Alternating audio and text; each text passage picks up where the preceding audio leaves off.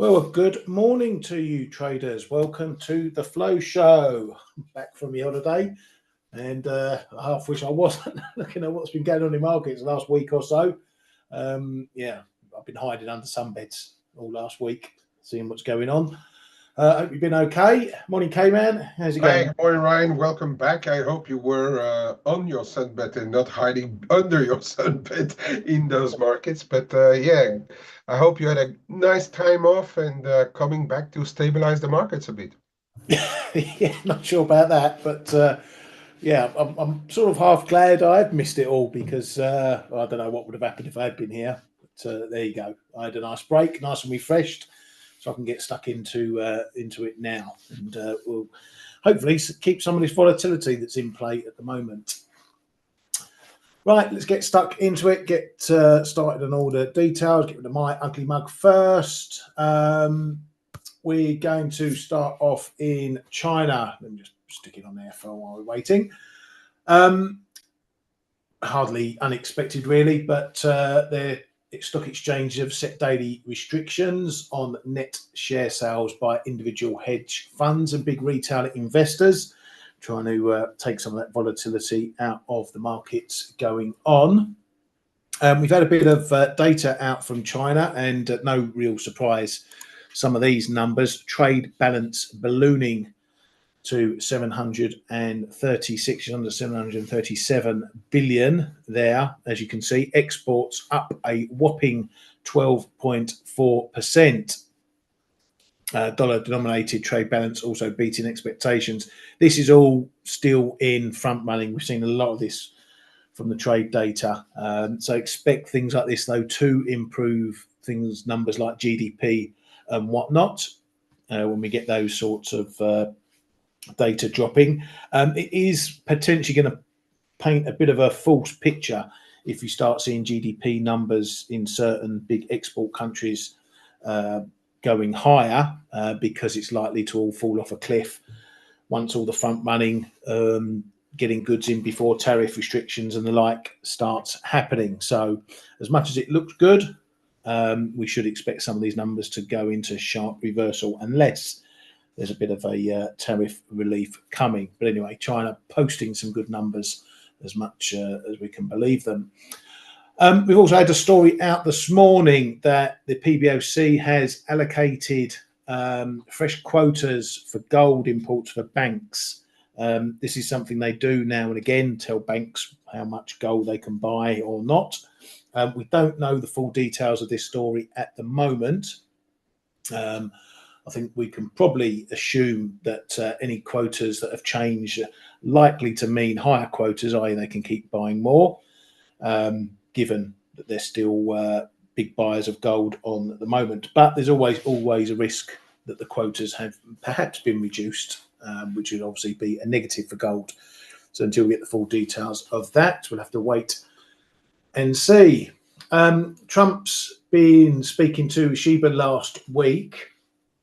According to Japanese sources, he was speaking about FX and Japan's FX policy, saying that they had a strong interest in Japan's FX policy. Finance Minister Kato was out saying that US and Japan share the view that excessive FX volatility is undesirable.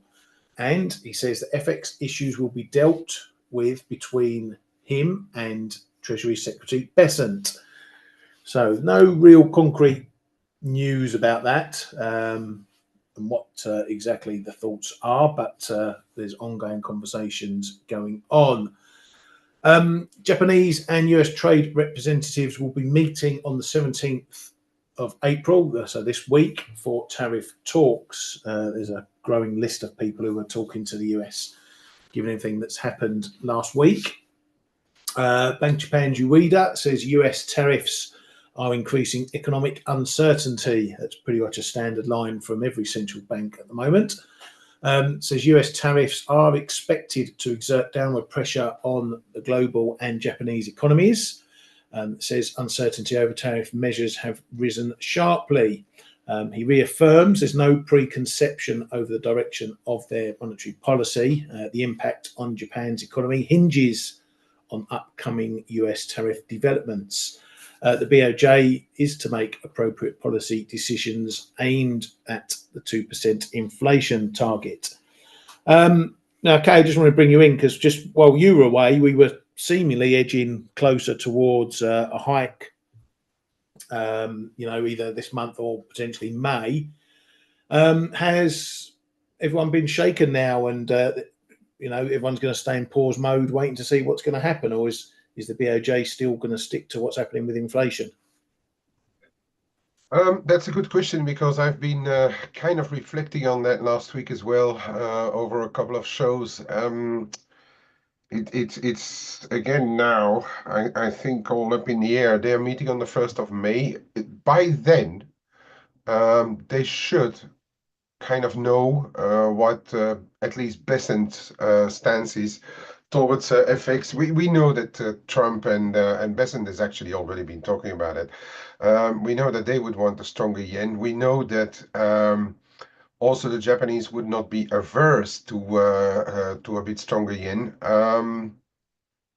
So it could be that what I thought that they may do is wait for the new fiscal year to start and then hike, that they may still be on that bandwagon.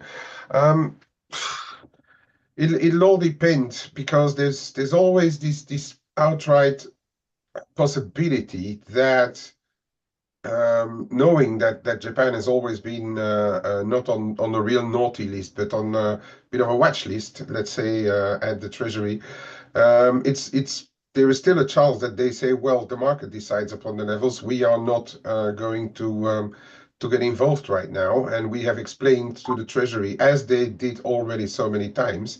We have explained this stance to the Treasury, and well, so be it. And then all of a sudden, we see the yen weaken 5% on the back of it. But and then perhaps the chances for a BOJ hike are even higher if they keep that stance. The wage negotiations have gone the right way. Data are still a bit up and down, but relatively supportive for another hike. So I would still lean towards them hiking on the 1st of May, unless we get really bad news on the tariffs front, that negotiations don't go well, that but they may be spun out for quite long. But there is also this chance that the negotiations don't go well and that Trump effectively slaps tariffs on all things Japanese, which would then be a big break to whatever they are planning or want to do with the interest rates. But I think in where we are now, I would still lean at them very possibly hiking on the 1st of May. Yeah, thanks, mate. Good advice as always. Right, moving on to the EU Muppets. EU's Dombrovskis estimates that the EU could suffer a GDP loss of 0.2 to 0.6% because of these US tariffs. EU Trade Secretary or Chief Šefčovič is going to meet US officials today in Washington. Spain's economic minister is going to meet the Treasury Secretary tomorrow. So, as I mentioned, there's lots of people using up their air miles again, going and getting conversations going. ECB's Lagarde says the ECB is monitoring and ready to use instruments it has to procure price stability. Says if she was aware of any Fed intervention in support of treasuries, I would not tell you. There's obviously been a lot of talk going on about some of these market moves and will central banks have to step in to provide liquidity or calm things down or whatever. So that's along those lines. The ECB are meeting this Thursday. So that's going to be something worth watching, irrespective of what's expected for rates, which are expected to be cut by 25 pips at this meeting. And prior to last week, before I went away, it was looking pretty much a 50-50 that they might, whether they were going to pause or they were going to cut. Goldies see an additional 25 pip cut coming in September now. They say the terminal rate will be dropping to 1.5%. by the end of 2025 versus their prior call of 1.75%. Now, I wanted a bit of help catching up on this, Kay, because as I say, before I went away, we were looking pretty much on the fence as to whether they would pause or cut. A lot of the market getting a bit bearish on the Eurozone. But given that everyone expects inflation to pick up if tariffs kick in, or now that tariffs have kicked in, cutting rates would add to that, wouldn't it? Yes, and there's been so many moving parts when you were out as well. I mean, slapping tariffs on the EU, pharma, whatever, and then scrambling back. And where we are now, looking at those yields, we may be in doubt, but I still think that they will cut. This is still my side of where I expect the ECB to be, just because they have not. Most of the ECB speakers have touched on it, but they have not yet said this is an inflation event which is going to hold us back from cutting. And as a matter of fact, even somebody like Ren is on board for cutting this week. So I would still err on the side of them doing another 25 BPs, and then go into firm wait and see mode for what is going to happen on all things tariffs, growth. But I think they may still do that 25 just to show the markets and show Europe that they are willing to support the economy from their side as well. Yeah, I'm a bit in the middle. I think there's a case for pausing to see whether the dust is going to settle. They are doing victory laps still about inflation getting back to target. So, I don't know. They probably will cut. I think there's probably a chance that they may go on pause. What I do know is I've got low conviction on anything that they do at the moment. Just as the nature of central banks, none of them know what's going on with all this tariff stuff. They're all in the same boat of uncertainty. Right, anyway, moving on, just a quick flashback to last week's data on Friday. We had PPI out of the US following the drops in CPI that we saw last week. PPI pretty much going the same way as well, with some drops there, although one of the measures, the ex-food, energy and trade, actually went up a pip.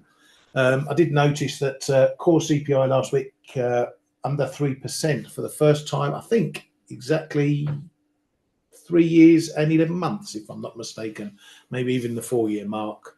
So the first time CPI has dropped, but it's not expected to stay there, according to one of the Fed heads, which I'll move on shortly. Michigan consumer sentiment still dropping.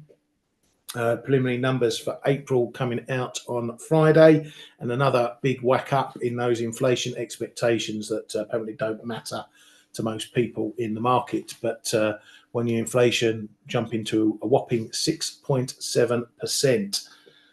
So we'll have to wait and see when this soft data starts filtering through into the hard data, if it does, because you ain't seen nothing yet if that happens.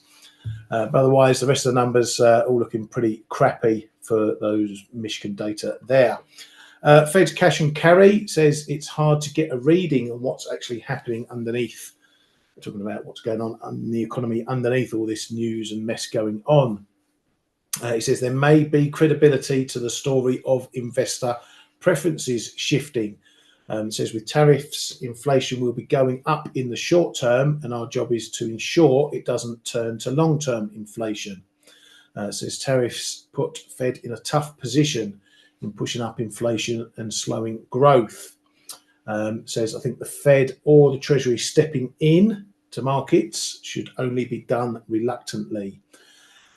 Fed's Collins is one of those expecting inflation to get back on an upward trend. Says would expect inflation well over 3% this year due to tariffs. However, sees a mixed bag on longer run inflation expectations. The Fed is absolutely ready to help stabilise markets if needed. Fed's Musaliam says financial conditions have tightened, and if that's sustained for a few months, it would affect economic activity. Fed's Williams economy is beset by very high levels of uncertainty. Says soft data has weakened a lot, but the hard data has held up so far. We've got the Bank of Canada this week as well, Wednesday, and these two meetings, BOC and ECB, are going to be important to get perhaps that first reaction after all this tariff news of last week, a bit of insight into how central banks are going to play these latest headlines, if you like. The BOC, they did do part of their cutting over the last few months has been in anticipation of possible economic effects from tariffs. So now we're going to be finding out, are they going to look to do more now we've had some news, or will they indeed go on pause? It's again another 50-51, but perhaps more 60-40 in favour of a pause for this. The market is certainly expecting a pause. Economists expect the rate to be held at 2.75, according to 18 of 29 of those economists. 11 think that a cut will be coming of 25 pips. So give or take, that's roughly the same 60-40 number. The Bank of Canada apparently will cut rates by a further 50 basis points by the third quarter, say just over half of those economists polled. Kay, you got any thoughts on the BOC coming up, or even the ECB? We've talked about the ECB, so the BOC. I think the having cut in anticipation is the important bit for this week. So I am expecting the Bank of Canada to stay put because the situation is still pretty fluid. Obviously, there has been a lot of back and forth regarding tariffs, regarding which sector is going to be impacted the most.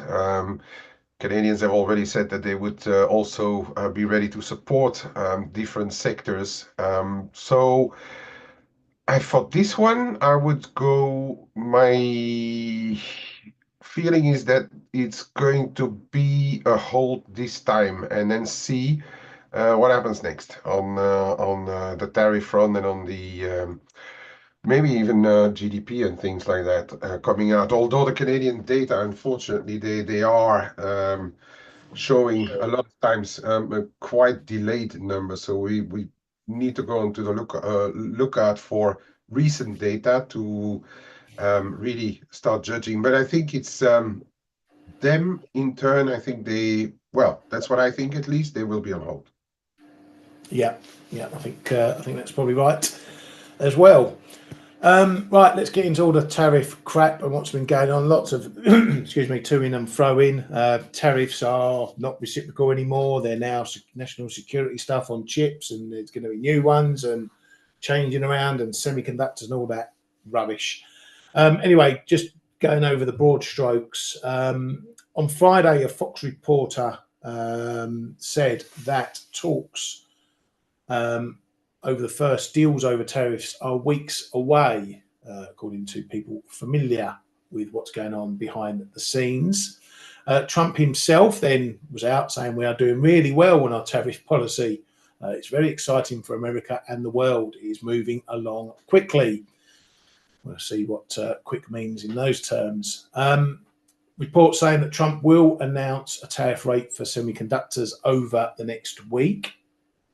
Other reports say Trump is waiting for China's Xi to give him a call, but apparently the Chinese see things differently. White House Press Secretary Leavitt says more than 15 trade offers are already on the table. Trump hopes deals will be made before the 90-day pause ends. The UK has done a bit of tariff moving. They've suspended tariffs on 89 foreign products. That's apparently to help cut costs for businesses. US Treasury Representative Greer says the US is shifting from reciprocal to national security tariffs, and there's no plans yet for Trump to speak with Xi. And just to give you an idea of the impact tariffs are having, Sony is hiking its PS5 prices in Europe by 25% ahead of a likely US tariff hike. So if you're looking to get the old gaming system, you better be quick before that price goes up. That's roughly all I've got from the headline front. Kane, unless you got anything else, obviously I'm just getting back into the swing of things. No, that's fine, right?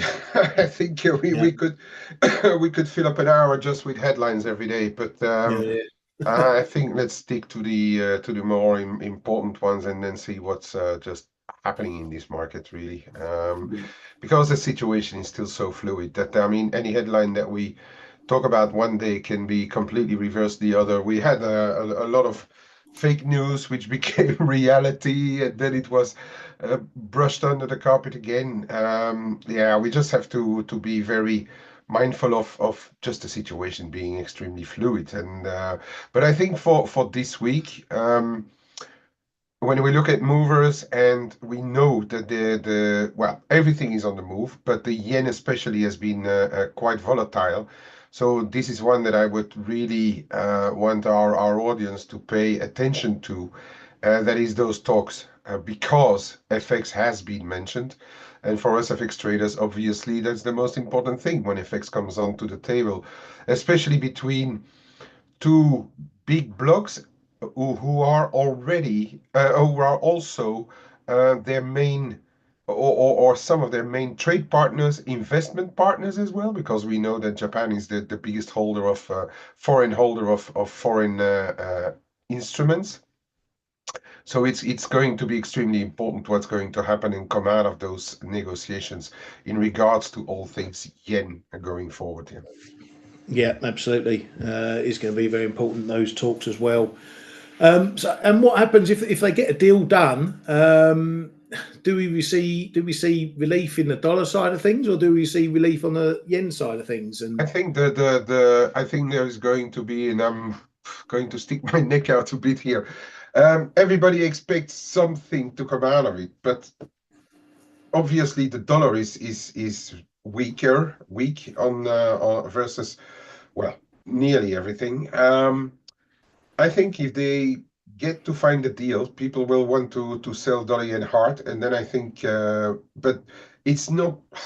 I can't see bank MOF and the U.S. Treasury come to an agreement where they kind of sell dollar yen together and put it like 10% lower. I don't think that the Japanese are really ready to go into such a big intervention plan. Of course, I may be wrong, but if it is as expected, and they say like, okay, I mean, we are okay with a stronger yen, but again, the market will decide. The market is probably going to put dollar yen 5, 6, 7 big figures lower, but then I see a big setback coming, and if that's the case, because that's going to be market driven, not probably fundamentals driven. But again, I mean, I may be wrong, but the thing is still that also, and we have to go back to what we were saying before, that a resolution of tariff uncertainty would already be versus Japan from the US side would already be somewhere positive yen, and then the Bank of Japan would still be hiking rates. So I think overall, the sell the rallies dollar yen will still be there, but I would caution against a first wave move. If we see anything like they both agree that it's okay for the yen to strengthen, but there is no real intervention, I think then we may see first of all a dump, because that's what the market does, and then in a second wave, before we start selling the rallies again, a big recovery as well coming. yeah, I think it's got to be, any headlines have got to be defined as to whether they're general risk headlines or country specific headlines. Because if Trump says, okay, I'm delaying all tariffs for 180 days, then you're probably going to see a bit of risk on, and that means probably a bit of yen selling going on. So yeah, you need to know, if you get a headline, whether it's just Japan related or risk globally related. before you make a decision on that. But I know we're at an interesting level down here at this 142, bit of an old level that we've been down before. No surprise to see we're finding support into that again, but I'm not as up on my charts and my moves just yet. What I do want to flag quickly is just the stuff we've got coming up this week. Now, just in case you weren't aware, it's going to be a shortened week. It's a double shortened week because we've got Easter weekend coming up. So a lot of markets are going to be shut Friday, and then particularly in the UK and others. The following Monday is a bank holiday too. So it's a long 4-day weekend for some of us here. So expect things to be a bit quiet over that weekend. There won't be a flow show Friday or Monday the 21st. So just note that in your diary. Looking at you, Bran. As for the rest, we do have a ton of data coming up this week. UK is a bit of a busy one. We've got jobs report tomorrow, and then PPI on Wednesday for what that data's worth at the moment, given the mess at the ONS. We also get some French CPI numbers as well. I think those are going to be final numbers. Canadian CPI as well coming out a day before the BOC might just get the markets changing around those last minute expectations. And then we start getting the new manufacturing data for the month via the Empire State data on Tuesday or tomorrow. So keep an eye out for that. More data out of China Tuesday as well. And we do get GDP. So as I said, keep an eye on those numbers. Potentially could see some green numbers, but as I said, there might be a bit of a false picture being painted there. Eurozone CPI coming out again, final numbers for that ahead of the ECB. Bank of Canada, as mentioned, we are getting a statement and a monetary policy report. Now, this was something Macklem touched on at the last meeting about these forecasts that don't expect any clarity from them. They could be very wide ranging, these forecasts of what they expect the economy in amongst all this tariff stuff going on. Get a bit of CPI data from New Zealand and Aussie jobs data as well on Wednesday. Thursday, really about the ECB. We get a bit of housing data from the US, the next smaller survey, manufacturing from the Philly Fed, and obviously what's been going on in jobless claims, and then Japan CPI, which obviously follows the Tokyo CPI numbers, which come out first. Anything on there tickle your fancy, Kate? Well, we have spoken about a couple of them already. Jobless claims. The market is always trying to find a reason for it to be extremely interesting. Maybe one day, maybe one day they will start to show up those government cuts or other stuff where people are now getting very worried about those tariffs. I do think that at one stage the unemployment data will start to show up some of the effect, but then is it already so expected that yeah, the first round will be having an impact, but then it will fizzle out quickly. I don't really know, but yeah, they those job numbers have they are not coming off yet. But now we are in the thick of the tariff, so they may start to show things like job uncertainty. Yeah, absolutely. And then on Sunday, we have China's LPR rate announcement. They are still expected to potentially cut rates. There's been a few state research pieces and whatnot coming out over the weekend and whatnot, saying that rate cuts are still potentially on the table. They were expected to do some cuts in the first quarter, but they stayed their hand. Obviously, things going on, so we're not sure yet what they're going to do with that, but that might be a first indication, that LPR rate decision on Sunday, as to whether they're going to embark on a little round of rate cutting. Yeah, the Chinese officials have hinted at a moderately loose monetary policy, and we also see the PBOC gradually raising the fixing rate. So let's call it like Powell always says, every meeting is live. So I think there as well in China. Yeah, exactly. Right, that's that. One thing I just want to show you quickly, just so you can keep an eye, and I'm going to highlight our platform here. Just if you're on our platform, you can have a look at the volatility measures, which are obviously much elevated at the moment, as you can see from these three beauties here. Oh, I don't know where cable's gone. What's happening there? Anyway, euro dollar, and I look at these 1 month numbers: 11.32%. Dollar yen, around about 15% at the moment. I can tell you what cable is on another screen: 10.26%. So this is going to tell you how volatile things are over the coming days. If these numbers start dropping back, then you're going to see obviously this volatility that we've got at the moment pulling back as well. But we're still running at pretty high levels. If you look at that, you can see where they were from a week ago. So we're still running pretty hot. I expect this volatility to stay in place for a few sessions to come yet. So just keep a note of that, that we could get some hard and fast jumpy moves. This isn't a market for 20 pip, 10 pip stops at the moment, okay? So adjust your trading accordingly. I'm sure K-Man's given you plenty of advice on that over the last week. Kay, I'm going to ping it over to you for a quick chart look, because I'm still not in. I'm still playing catch up a bit. No problem. Sure thing. If you'd give me the hand, or I can take it. Oh, okay. Here we go. Right. Let's just run over the major salary to start the week. Euro dollar.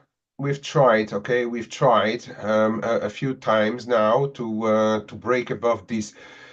First of all, this trend line, then the magic 115. We've been highlighting this level for a while, so we are getting into the zone, rejecting it. Remains to be seen now with the fluidity in this market surrounding tariffs, any headlines on the trade front, where or if this can at some point go through. I would say it is a big level. I'm not chasing it up here, but then in the shorter term, we have to also acknowledged what's happened in the 112.20 zone. This is the one that I've always said, like it is a bit of a zone here. Obviously the prior high around here, but we saw these setbacks in the last week, especially on Friday.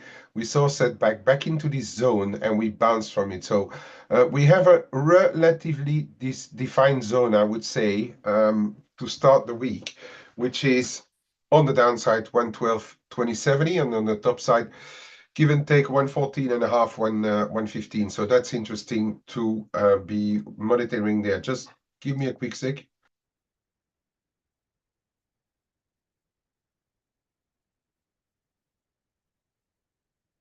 I am nursing a bit of a cold, so I had to sneeze there quickly. Cable is an interesting one because, as we know from the euro sterling, that it's been a bit of a laggard compared to what was happening in the euro. But starting the week here, we see euro sterling seemingly having found a bit of resistance there as well, in the zone that I was kind of expecting it to be. And now sterling is actually catching up on all things euro, and we are getting back close to that 3rd of April high here around 132 figure 10. Now here as well, I've highlighted this zone a few times in the past. 130 10, 130 30, 130 40. It's like your 112 20 70 on the euro dollar. This is your cable, but bear in mind that cable is a bit can be an accelerated euro as well, and will be trading up and down in risk. But we have seen those setbacks also Friday. We've come into that zone and we bounced pretty rapidly. Now, what are we looking at topside?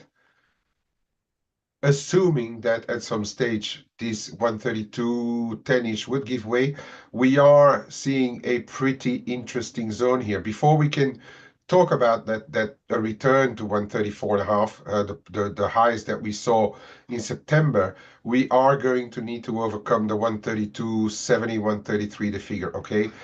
And you can compare it to what's happening in euro dollar around 114.5, 115. This is your zone on the cable. It's also already a fib level, but it is also the a quite longer term trend line. I don't specifically like trend lines when we only had two points of contact, but it coinciding with that fib level or with the prior high here as well. I think it is important enough to keep an eye on. Okay, 133. This is going to be your gateway to higher levels. Okay, either you get there, you test, you fail, then we are going to range trade probably. All of this above this important zone, but if it goes through, we could be trading at the much higher levels. I still don't particularly like the dollar, but I would say at the start of this week, bearing in mind what we've seen, the prices that we hit last week, the uncertainty surrounding what is going to be the next Truth Social post, or the what's going to happen with and I would then say, especially as we were talking about this Japan US thing, but also obviously the China US relationship, where Xi is not seemingly the one who is going to pick up the phone first. So there's a bit of arm wrestling going on there. I would say that for the time being, the dollar globally should still stay on the relatively weaker side of things. Now, Ali was asking about the Canadian dollar, and I've spoken about this morning on the in our chat room as well, and I was planning to show this. I haven't been trading much of it of late, just trying some quick scalps here and there, but we have broken below this trend line, which was also the 61.8 of the last run up, around 139.40, 50. Important enough. Friday we crashed through it without even looking back, but I would argue that we are entering a zone of support, and it is a trend line coming down from prior levels. It's also I will need to adjust it a little bit. I just quickly dropped it on there this morning. We are also entering a support area trend line wise here at around 137.5, 137.60, 40, even depending on where you put your little levels here on this support. And we're also entering some fib levels support, and all of that is happening between where we printed the low this morning and 137.15.20. So I would say the next 100 pips here in dollar CAD are going to be quite important in my opinion. Break 137.40, 30, and confirm through 137.10. Dollar CAD is probably going to be on its way back down to 134. But looking at this level, looking at things not going in a straight line forever. We've seen all those moves. They can last for very long, but then you do see setbacks. I would expect the next 100 points in dollar CAD to start to show up. Okay, but to reverse or to get back even a bit more positive, we are going to need to get back above 139.5. Okay, for as long as we are below 139.5, we could actually start to see this kind of move develop, like we have seen those moves in the past. But I am paying very close attention to this next 100 pips in dollar CAD, which in my opinion are a support zone. All right, so now, what else are you guys looking at? You're looking to go long on the Aussie. I've been looking at the difference between those two here on the Aussie and the Kiwi, and I must say that obviously the dollar has been sold off. Commodity currencies are coming back. Copper is rallying again. There's enough reasons, and I've been saying that last week a number of times. I thought that Aussie and Kiwi were putting in fakey breakies and that we would rally higher again.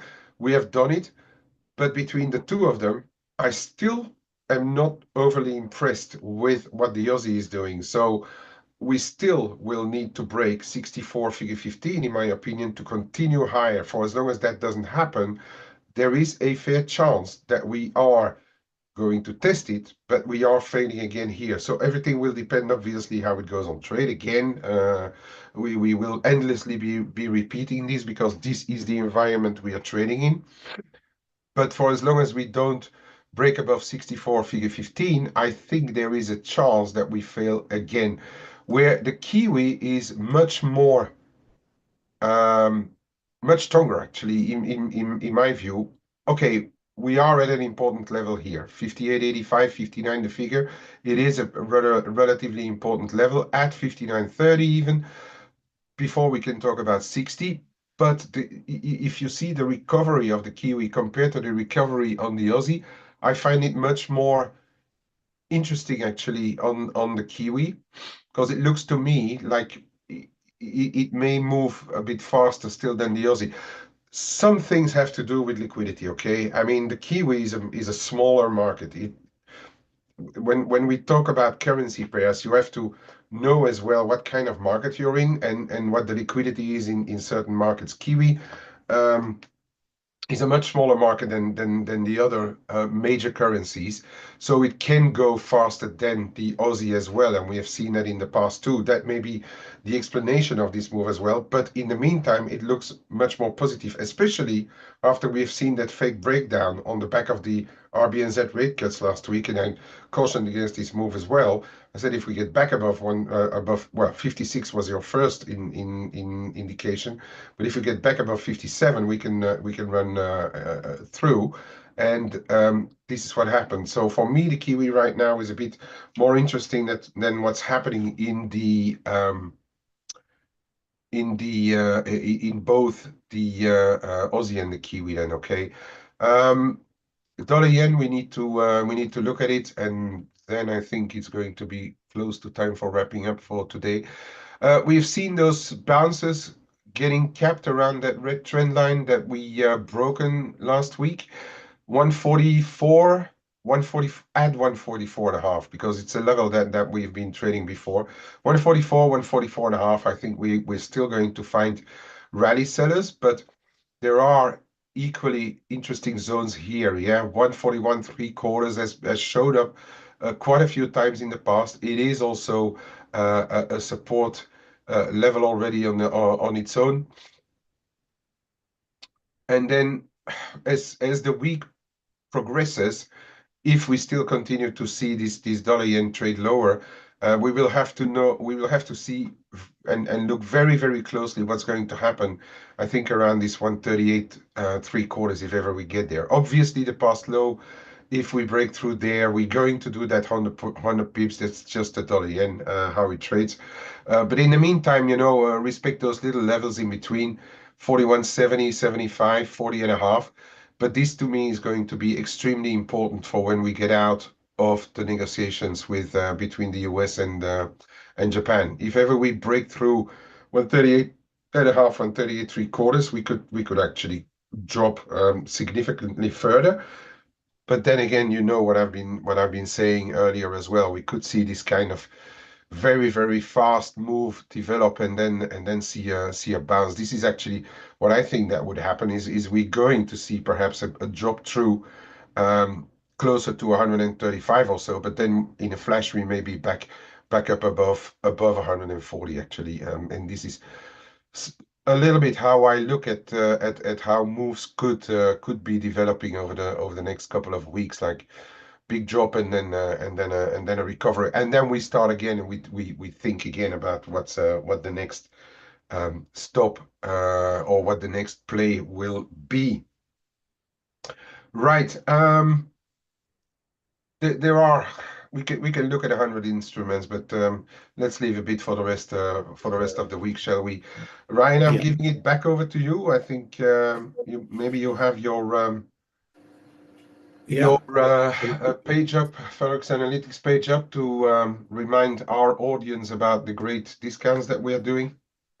Yeah, there we go. Just to let you know, we have got a massive 40% discount on for our monthly subscriptions. If you want to take advantage of that, obviously, with markets as volatile as they are, you need to be in a community that can guide you through what is happening. I mean, you get this, what we're doing here on the Flow Show and on Face is just a little snippet of what goes on every day, all day in our chat rooms. So if you are getting a bit lost with markets and what's going on with the news and everything else, then take advantage of that discount. Come and join us on the platform and in our chat room. And it's like having a Flow Show on every day, pretty much 12 hours a day, if not more. So grab that discount while you can. It's not going to be around for too long. As for that, thank you very much. Have a great day. Have a great week. And we'll catch you later. And otherwise, we'll catch you tomorrow on the show. Thanks, Kay. And have a good one, everyone.